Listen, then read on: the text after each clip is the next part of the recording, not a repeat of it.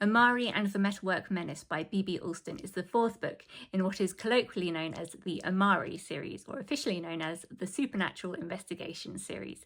It's aimed at ages 8 to 12, but is great fun for any age, and a good story is a good story, no matter what age it's written for. In these books, there is the known world, which is our world, and the supernatural world. And the supernatural world does live within our own world, but normal people don't see it. Only if you have these eye drops put in called true sight do you see the supernatural beings all around you. In the past 3 books, Amari has spent her summers at the Bureau of Supernatural Affairs, first as a trainee agent and then as a junior agent at the Department of Supernatural Investigations. Amari is a magician, and there are only ever 2 living born magicians in existence. But the last 2 were very evil, and so everybody in the supernatural world hates magicians, and there is great prejudice against them. Coming into this 4th book, Amari is reeling from the events of the previous book, from the death of a mentor and a father figure to her. She is grieving, and throughout the school year she's been having these grief attacks, which are a combination of panic attacks and flashbacks to what happened. She blames herself for that death, and now she wants nothing to do with the supernatural world. It's a dangerous place, and she doesn't want that worry all the time of somebody else that she loves dying. So as the summer approaches, the time where she would usually be returning to the Department of Supernatural Investigations, she's got this big decision whether to leave behind completely the supernatural world and carry on as a normal person. And she's just won the state championship in swimming, and she has the chance to go to Stanford for this amazing swimming camp with an amazing coach, and it's an opportunity that she can't really miss. In her own mind, she has decided, she has set her heart on this swimming camp, and she is going to leave the supernatural world behind.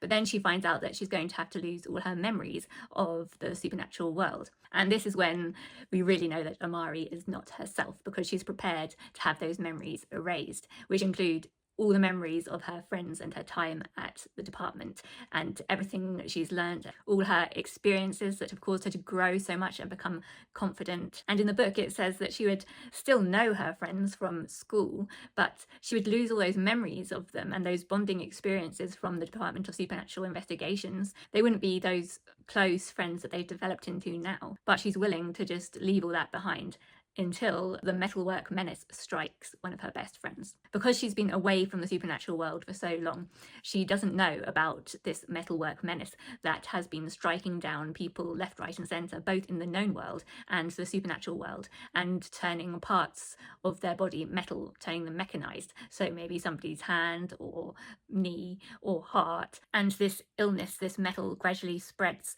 to the rest of their body. Her childhood friend Jaden, who recently joined the Bureau, who she's still really great friends with, but he has this massive crush on her, and we're not sure if Amari feels the same way back, but I have a feeling not.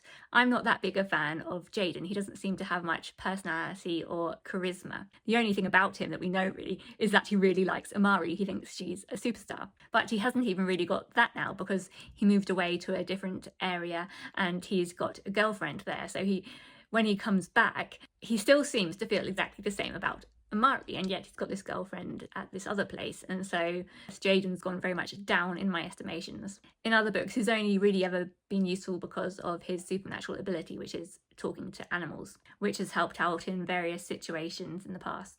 But obviously Amari cares about him very much as a friend, so when he's struck down by the Metalwork Menace, that is the thing that draws her back into the supernatural world, and she says yes, she will continue officially. And she gets drawn into this junior special agents program, and she chooses to investigate the Metalwork Menace as part of that program. And then the story goes from there really. It's a great adventure and mystery to uncover, so they're trying to find out the source of this Metalwork Menace, who's causing it. And Amari is back with her group of friends. They're all 14 years old now, so there's the extra complications there of the friendships of that age. So Lara Van Helsing, who she works closely with, and she's insecure about being the sidekick to Amari's hero, but this becomes even more of a pressure to her because of her family situation. She wants to change things for the better so that her family aren't so prejudiced against magicians. So she feels like she really needs to prove herself, and this keeps coming up as an issue. I really love Lara though.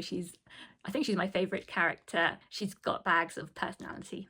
Amari's best friend Elsie, who is a super genius, she's working in the London Bureau and she's heading up a research project that involves Dylan, who is the only other living born magician in existence. And in the previous books, he's been this big, bad, evil character. But Elsie is conducting this experiment, taking away his memories of being enticed into foul magic by the magician before him. And it's very interesting about how much our memories form part of who we are. How much is it that our experiences form who we are? Elsie has always been this very good character in the past, but I do question her ethics in this, because she becomes very close to her research subject, Dylan, and becomes very biased there and starts a relationship with him. But as a lead researcher in the project that is experimenting on him, that is very dubious. And she is far too close to the situation to see clearly. In this book, we get a lot of answers as to where magic has come from. There's this first magician, although we still don't know where this first magician's magic has come from himself. And we learn what this Metalwork Menace is,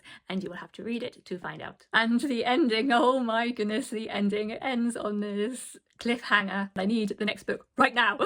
Although originally Amari was only drawn back to the supernatural world because her friend Jaden was struck down with a Metalwork Menace, it turns out very good for her mentally and emotionally, because it forces her to deal with what's happened and to face her fears, and she grows a lot and comes to accept that she was not to blame for the death of her mentor. And Amari decides that she wants to honour his sacrifice and do the best she possibly can do and be the best agent she possibly can be in honour of him. So she actually heals a lot in doing the thing that she was most afraid of. But yes, Amari and the Metalwork Menace lived up to expectations. It was brilliant. I do recommend this Amari series if you want a really fun story. The first book in the series is Amari and the Night Brothers, then there's Amari and the Great Game, and Amari and the Despicable Wonders.